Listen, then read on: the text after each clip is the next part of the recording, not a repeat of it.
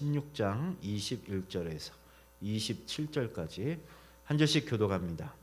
나의 동역자 디모데와 나의 친척 누기오와 야손과 소시바더가 너희에게 문안하느니라.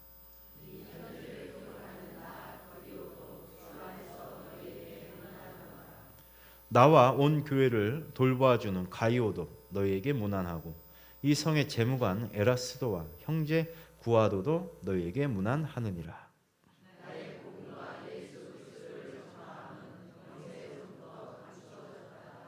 이제는 나타나신 바 되었으며 영원하신 하나님의 명을 따라 선지자들의 글로 말미암아 모든 민족이 믿어 순종하게 하시려고 알게 하신 바 그 신비의 계시를 따라 된 것이니 이 복음으로 너희를 능히 견고하게 하실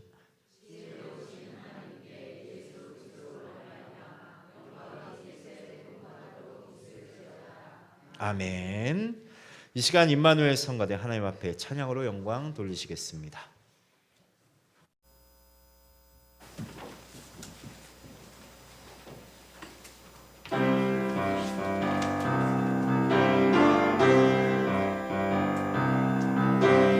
평안의 소식 모두 전파하여라. 주의 안식 누리며 모두 평안할지어다. 기쁜 평안의 소식 모두 함께 전파하여라. 영광의 그 소식 전하여 준 천사들은 말했네. 기쁜 소식 들을 때에 우리 영혼 믿고 날아오르리라. 모든 백성이 기쁜 소식 모두 듣기 원하네. 광야에 외칠 소리 있어 주의 길을 예비하라. 우리 주님 오시길 굳게 하여라. 기쁜 평안의 소식 모두 함께 전파하여라. 영광의 그 소식 전하여 준 천사들은 말했네.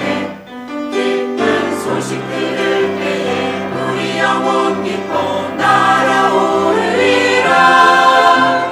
모든 백성이 기쁜 소식 모두 듣기 원하네. 모든 골짜기 높아지고 모든 산들 낮아지리. 평탄하리라. 주님의 영광 보라.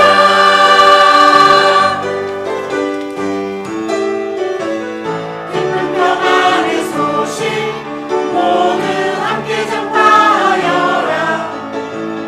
영광의 그 소식 전하여 준 천사들은 말했네.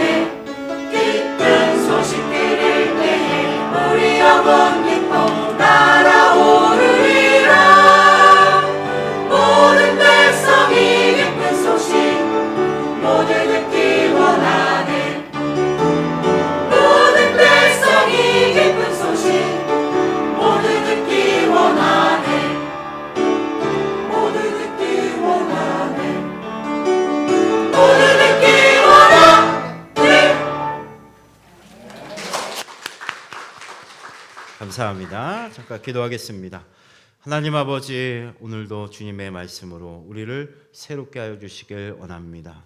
주님께서 우리에게 허락해 하여 주신 귀한 복음을 우리 심령 안에 가득 채우고 그 안에 기쁨과 평안으로 매일매일 승리하는 삶을 이루어가길 원하오니 이 시간 그 말씀의 은혜를 허락하여 주옵소서. 예수님의 이름으로 간절히 기도드리옵나이다. 아멘. 인사하겠습니다. 오직 예수. 옆에 계신 분께 앞뒤로 인사하겠습니다. 반갑습니다. 잘 오셨습니다. 예, 오늘은 로마서 이 마지막 시간입니다. 로마서를 마무리하는 시간입니다. 21절부터 27절까지 내용을 보면은 23절까지 보면은 바울이 인사말을 덧붙이는 것을 보게 됩니다. 앞서 문안하라라는 말은 그 로마 교회 현지에 있는 성도들에게 안부 인사를 전한 것이고 21절에서 23절까지 있는 내용은 지금 바울과 함께 있는 자들이 무난한다 무난한다 그렇게 인사말을 기록하고 있는 것이죠. 그러니까 여러분들이 수상소감하면은 어디 상을 받아본 적이 없어서 잘 모르겠지만 누구도 감사하고 원장님도 감사하고 막 이렇게 하잖아요. 감독님도 감사하고 막 이렇게 열거를 하잖아요. 왜냐하면 한 번의 기회밖에 없기 때문에 인사할 수 있는 이렇게 소개할 수 있는 이 로마서라는 서신서도 편지잖아요. 당시의 편지는 그냥 뭐 카톡으로 이렇게 메시지를 보낸 것도 아니고 프린트해서 타자를 쳐서 프린트해서 보는 것도 아니고 큰 두루마리 이 용지에 파피루스나 아니면 양피지 같은 데다 붓을 들어서 하나하나 쓰고 또 붓을 빨고 쓰고 또 이 양피지가 모자라면 종이가 모자라면 또 그것을 이어서 하고 아주 귀한 그런 작업이었기 때문에 이 편지를 쓰는 것 자체가 그 안에 이제 많은 사람들이 빠짐없이 언급대로 노력을 한 것을 보게 됩니다. 그래서 굉장히 많은 사람들이 이제 마지막 서신서의 끝 마무리를 장식하고 있는데 우리가 한 사람 한 사람 살펴본 것처럼 굉장히 그 한 사람 한 사람이 의미 있는 그러한 역할을 감당했음을 보게 되죠. 21절에 보면 나의 동역자 디모데와 나의 친척 누기오와 야손과 소시바더가 너희에게 문안하느니라 이렇게 이야기합니다. 먼저 디모데의 문안 인사를 전하고 있음을 보게 됩니다. 우리가 잘 알듯이 바울이 쓴 신약 성경의 많은 부분에 디모데를 언급하고 있음을 보게 됩니다. 특별히 바울은 서신서를 교회마다 썼을 때에 그 교회를 향하여서 쓴 서신서가 대부분인데 어떠한 인물을 향하여 쓴 서신서 가운데 디모데를 향하여서 쓴 편지가 있어요. 그걸 뭐라고 하죠? 디모데 전서, 디모데 후서. 먼저 보낸 건 전서, 후에 보낸 건 후서. 디모데의 목회의 그러한 일들에 대해서 그 당시에 디모데가 사역하는 교회의 문제를 해결하기 위해서 디모데에게 쓴 편지죠. 물론 바울이 직접 디모데 전서 해서 보낸 건 아니죠. 학자들이 디모데에게 편지를 보냈구나. 디모데 전서 이렇게 쓴 거예요. 로마 교회에 쓴 것이구나. 그러니까 로마서 이렇게. 그래서 이 디모데 전후서를 보면은 이 어린 청년이었던 디모데를 끔찍히 사랑하는 아들로 믿음 안에서 참 아들로 인정하고 그에게 진심 어린 교훈과 가르침을 하고 있는 것을 보게 돼요. 그래서 디모데를 나의 동역자라고 부르고 있죠. 본문에는 이 동역자라는 표현은 함께 일하는 사람, 그러나 그 함께 같은 목표를 가지고 일하는 사람이라는 거예요. 그래서 함께 적극적으로 협력하여 일을 하는 그러한 역할을 디모데가 감당했음을 보게 됩니다. 바울과 디모데가 같이 하면서 했던 일은 디모데가 바울의 그 사역을 그대로 배워가는 것이겠죠. 아들과 같이 마치 이 유산과 같이 자신의 이 신앙을 디모데에게 전심전력으로 물려주는 작업을 했음을 보게 됩니다. 그래서 이 디모데는 신실함과 그 헌신을 통해서 바울의 그 사역을 배워가면서 감당했던 아주 중요한 인물이에요. 디모데라는 이름 뜻이 하나님을 공경하는 자라는 이름의 뜻입니다. 이 디모데는 그의 아버지는 헬라인이었어요. 어머니는 유니게라는 이름을 가진 어머니는 유대인이었습니다. 근데 어머니의 신앙을 물려받고 어떤 헬라의 어떤 그런 문화적인 그런 배경 속에서 성장하게 되었죠. 특별히 외할머니 로이스와 이 어머니 유니게로부터 어려서부터 성경을 배웠고 잘 알았던 인물입니다. 굉장히 성경적인 지식이 많이 있었고 또 이방인에게 복음을 전하기 위한 모든 문화적인 배경, 언어적인 환경 그런 것들이 잘 준비되어 있었던 어떻게 보면 작은 바울이라 할 수 있을 정도로 훈련시킨 만큼 쓰임받는 큰 그릇이 될 만한 제목이었던 것이죠. 그래서 바울은 디모데를 그렇게 끔찍이 아들처럼 여겼고 동역자로 함께 세웠음을 보게 됩니다. 디모데후서 1장 5절에 내 속에 거짓이 없는 믿음에 있음을 생각합니다. 이 믿음은 먼저 외조모 로이스와 내 어머니 유니게 속에 있더니 내 속에도 있는 줄 확신하노라. 그러니까 이 신앙이 그대로 물려온 그런 유산을 물려받은 인물이었음을 보게 됩니다. 그 아주 고귀한 신앙 속에 헬라 문화가 이방 문화가 접목되어서 이방인을 위한 사도로서 바울처럼 쓰임 받을 수 있는 그런 디모데의 배경을 보게 되죠. 그래서 이 디모데는 할례를 받지 않았는데 아버지가 헬라인이었기 때문에 복음을 전하다가 계속해서 이 유대인들이 할례를 받지 않는 것에 대해서 지적하니까 그것이 본질적인 것은 아니지만 이 디모데에게 할례를 행하였던 그런 상황도 보게 됩니다. 어쨌든 이 복음을 전하기 위해서 정말 헌신을 다하였다라는 거예요. 이 디모데 전후서는 디모데에게 쓴 자식과 같은 자에게 이 바울의 노년에 이제 자신이 하나님의 나라에 가까이 왔음을 알고 쓴 이 서신 가운데 유언과 같은 메시지를 남겼습니다. 어떤 메시지를 유언으로 남겼을까요? 디모데후서 4장 2절 함께 읽겠습니다. 시작. 너는 말씀을 전파하라. 때를 얻든지 못 얻든지 항상 힘쓰라. 범사에 오래 참음과 가르침으로 경책하며 경계하며 권하라. 항상 바울의 관심사는 말씀을 전하는 일에 있었음을 보게 됩니다. 때를 얻든지 못 얻든지 항상 복음을 전하고 그 복음을 전하는데 거침이 있는 것을 하지 말고 오래 참고 가르치고 말씀을 가르치고 항상 이 이단들을 경계하고 권면하는 그런 목회에 최선을 다하라는 그 유언과 같은 메시지를 남겼음을 보게 됩니다.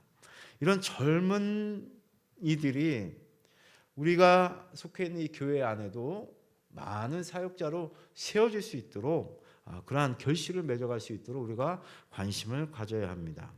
우리 교회 지금 은혜롭고 아무런 문제가 없는 것 같아도 교회가 잘 운영되고 사역이 문제 없이 잘 진행이 되고 있는 것 같아도 다음 세대가 없으면 그 뒤를 이을 자가 없으면 교회는 어느 순간 멈출 수밖에 없다라는 거예요. 하나님께서 명령하신 이 귀한 사역을 우리가 어떻게 할 사람이 없어서 멈출 수 있겠습니까?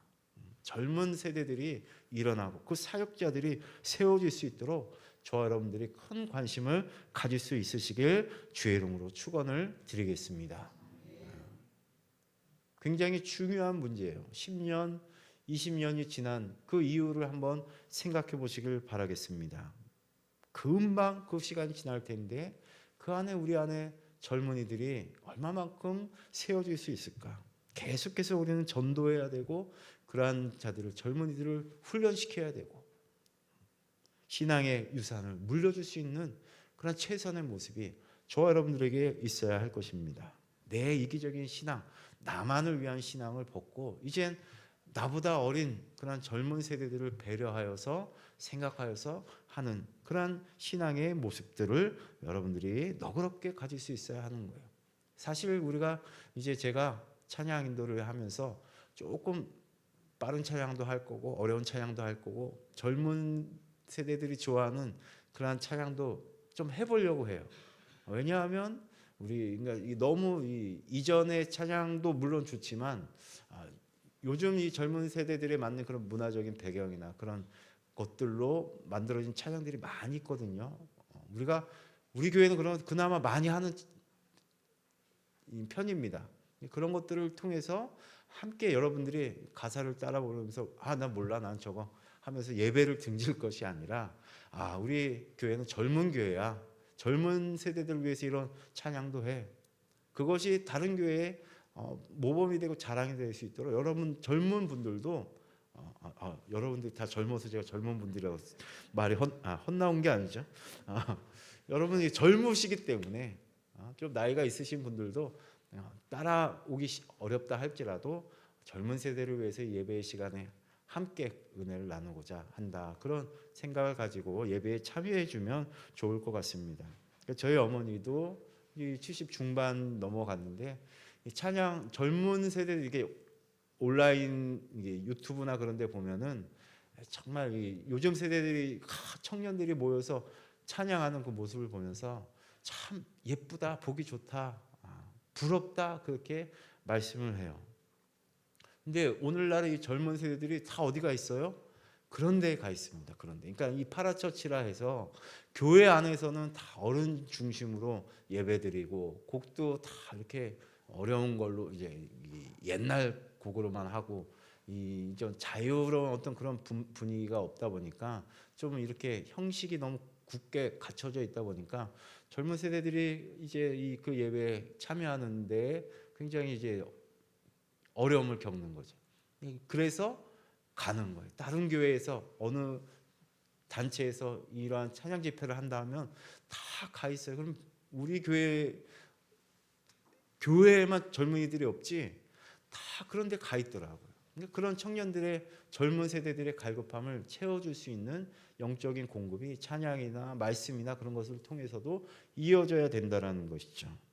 여러분들이 그런 너그러운 마음을 가지고 예배에 참여해 주시길 바라겠습니다. 근데 여러분들 다 젊은 사람들이네 보니까.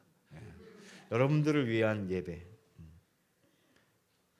그리고 여러분들의 신앙이 다음 세대에 이어져서 우리 성지교회가 이제 얼마 안 있으면은 40주년이 돼요. 40주년이. 그럼 그때 또 우리가 젊은 집사님들도 세우고 또 장로님도 세우고 해야 될 거 아니에요? 그런 기대와 꿈을 가지고 그 다음 50년을 40년을 기대하면서 교회를 세워나가는 그런 계획을 가져야 할 것입니다. 믿음의 동역자가 있어야 된다라는 것이죠. 22절에는 더디오라는 사람이 등장합니다. 이 편지를 기록하는 나 더디오. 이상하네요. 로마서 누가 썼죠? 바울이 쓴 게 아니라 더디오가 썼다고 하는데 무슨 사연인가? 더디오도 주 안에서 너에게 문안하노라 하는데 바울이 이 서신서 전체를 쓴 것은 아닙니다. 물론 바울이 직접 내가 친필로 기록한다라는 표현을 쓴 성경 구절이 있어요. 이 친필이라는 표현은 바울이 직접 썼다는 표현이에요.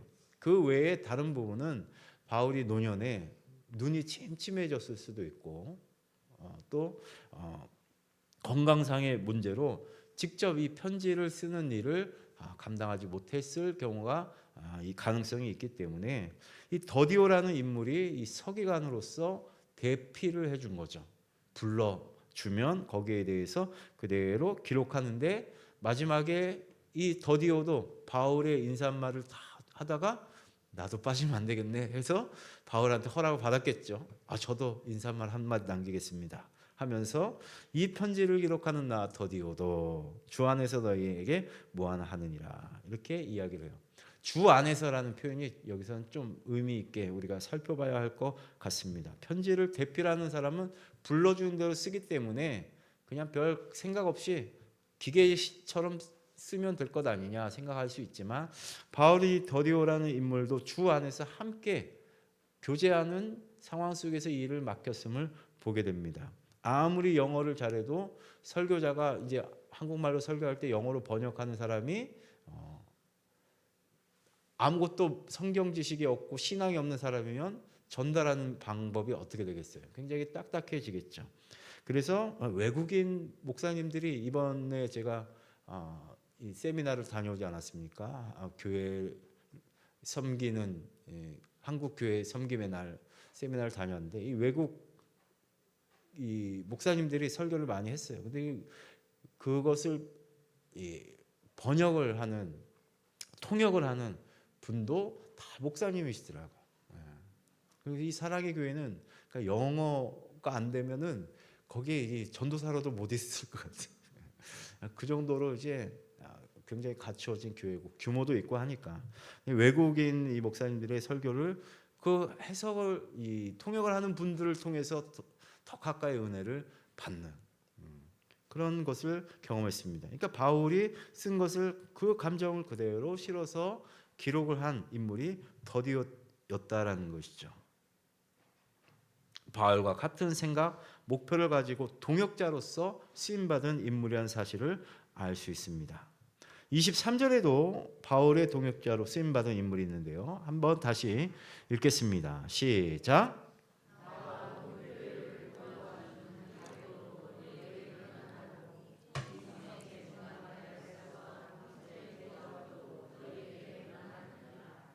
가요라는 인물이 등장하죠. 다른 성경에도 바울이 가요를 언급한 적이 있는데 고린도에서 이제 로마서를 기록할 때 바울이 어디서 이 로마서를 썼을까?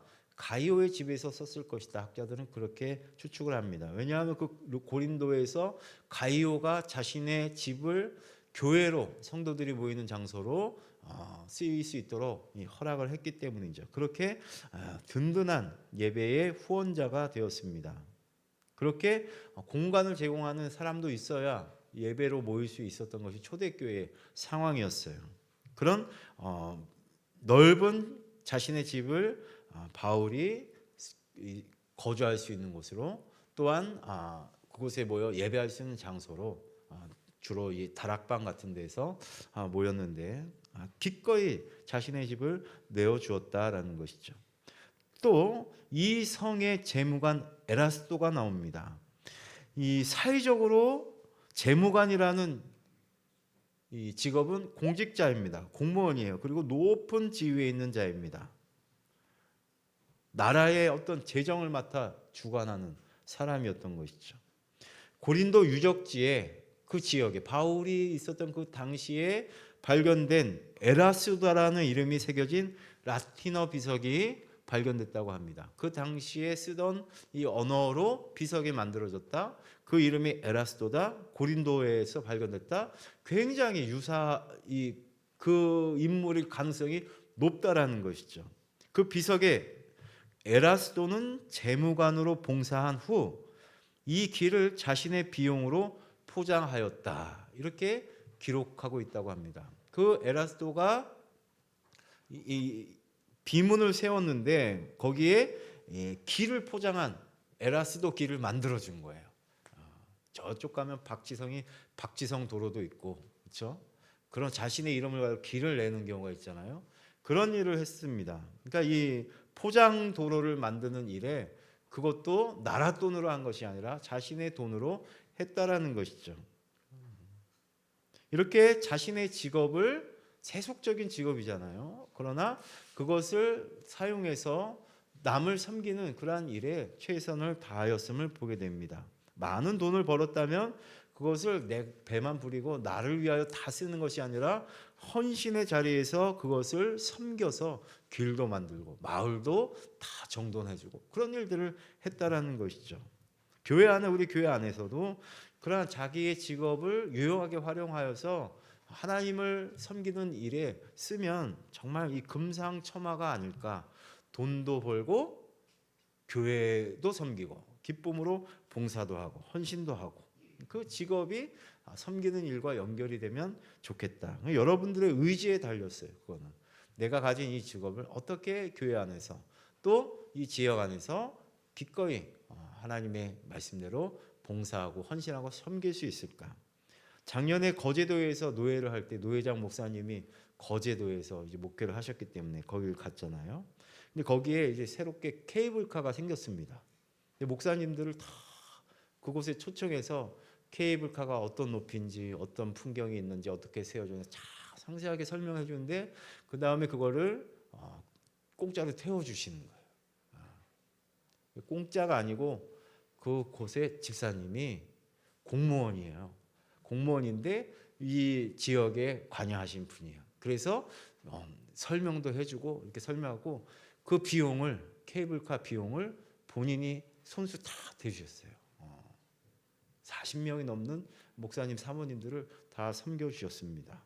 이 공무원이니까 이런 지리도 잘 알고 관광지 어디가 좋을 거다 다 알고 그걸 활용해서 목사님들을 섬긴 거예요. 또 거제도에 그 교회 집사님 중에 바닷가에서 근처에서 펜션을 하는 분이 계셨어요. 근데 제가 이제 임원이었기 때문에 하루 일찍 갔는데 그곳에 숙소를 제공해 주셨습니다. 아침 조식까지 다 주시더라고요. 직접 찾아와가지고. 그래서 감사합니다. 다음에 또 오라고. 목사님이 지금도 계속 말씀하셔요. 또 오라고. 그래서 제가 여러분들 모시고 가려고. 가게스타 하는 분들 거기 펜션이 뭐 꽤 커요.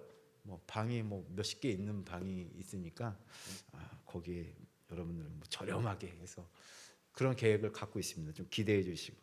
그 교회에 펜션을 운영하는 그런 분이 계시니까 그렇게도 할 수 있는 것이죠. 여러분 직업이 교사하면 또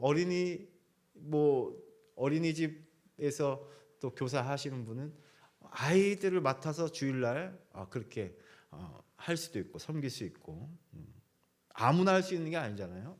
주일학교 교사도 어린 아이를 이렇게 맡아서 봉사하는 일들. 건축 기술을 갖고 있는 분이 교회 건물을 다시 그렇게 관리를 해주고 또 보수도 하고 또 어떤 경우에는 설계도도 직접 해서 재건축을 하고 하는데 자신의 그런 직책으로 그렇게 열정 페이만 받고 그렇게 하는 경우도 있습니다. 자영업자들이 경제적인 지원을 받고 교회에 필요한 것. 어느 교회는 복권에 당첨된 거예요. 그래서 목사님께 물어봤대요. 복권에 당첨된 사실을 이야기 안 하고 목사님 교회 지금 재정이 얼마 마이너스인 걸로 알고 있는데 얼마가 마이너스입니까? 그래서 몇백만 원입니다. 얘기했대요. 그랬더니 그분이 그 몇백만 원을 다 갚아주셨다는. 그리고 나서 복권에 당첨됐다는 얘기를 들으니까 더 부를 걸. 실제 있었던 얘기, 실제로 있었던 얘기. 제 측근의 교회에 벌어진 일입니다. 더 부를 걸 하는 건 제 생각이고.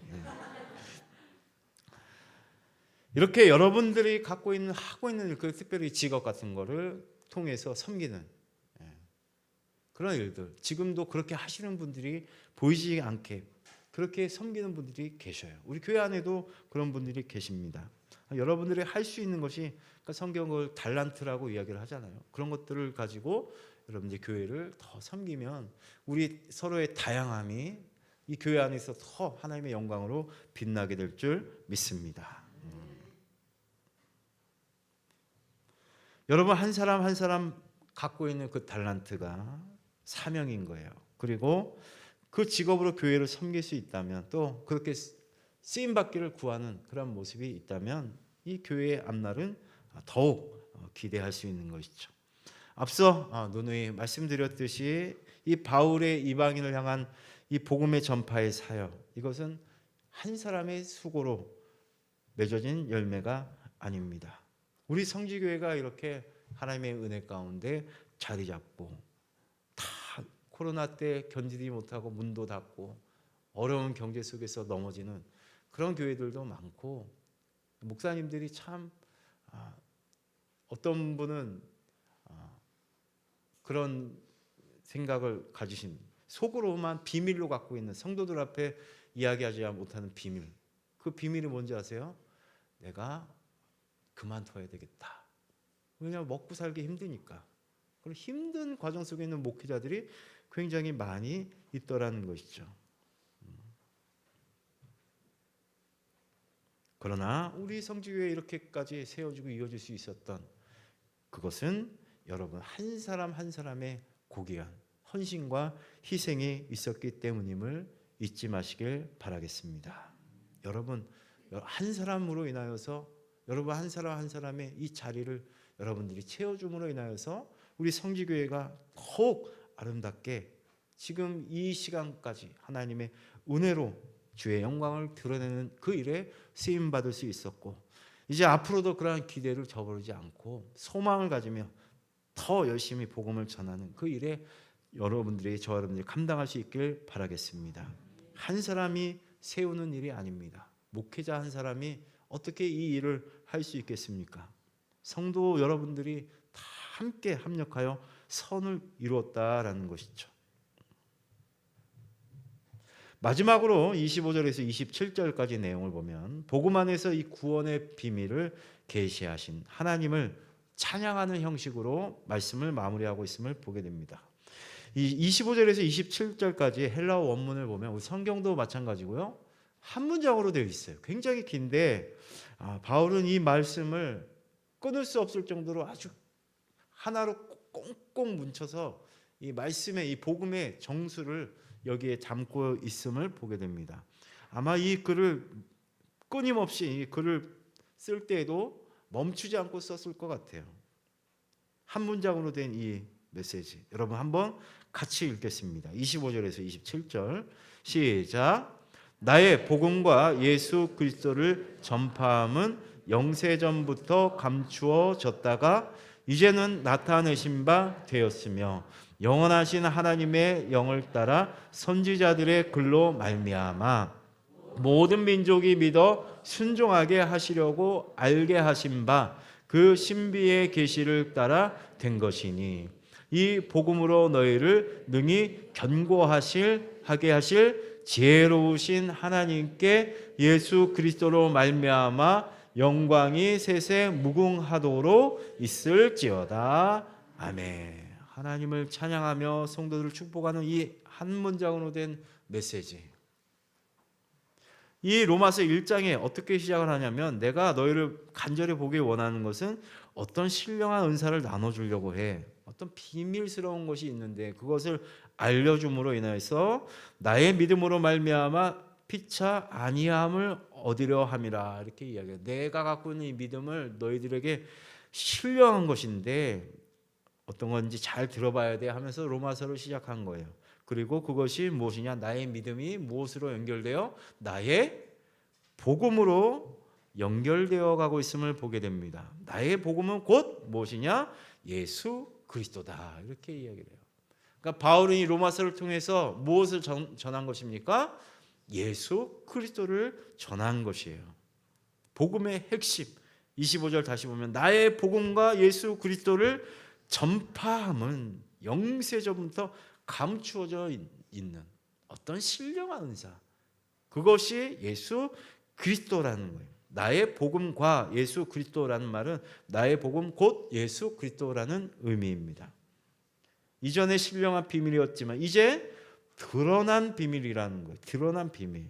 베일에 감춰져 있다가 그것을 벗어 명확하게 드러난, 알고 보니 바로 하나님이 그 아들을 보내주셨다라는 거예요. 새벽마다 창세기를 강의하면서 설교를 하고 있는데 그 창세기 말씀을 붙들고 기도하고 있는데 저도 이 창세기를 새롭게 이제 준비하면서 깨닫는 게 뭐냐?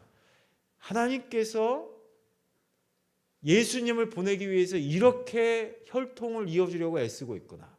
지금 아브라함이 아들도 없는데 억지로 그 아브라함에게 아들을 주고 이삭에게 아내를 만나게 하고 그런 이 섭리를 보니까 정말 하나님께서 중매쟁이 같아요. 중매쟁이. 자식을 이어가게 하려고. 못 날 것 같아도 어떻게 해서든 이어가고. 죽을 것 같은데 그 병을 고쳐주셔서 대를 잇는 시기를 또 주시고. 그런 것들을 이렇게 보면서 이 창세기 초반이지만 창세기 3장 15절의 말씀이 있잖아요. 내가 너로 여자와 원수가 되게 하고 내 후손도 여자의 후손과 원수가 되게 할 것이다.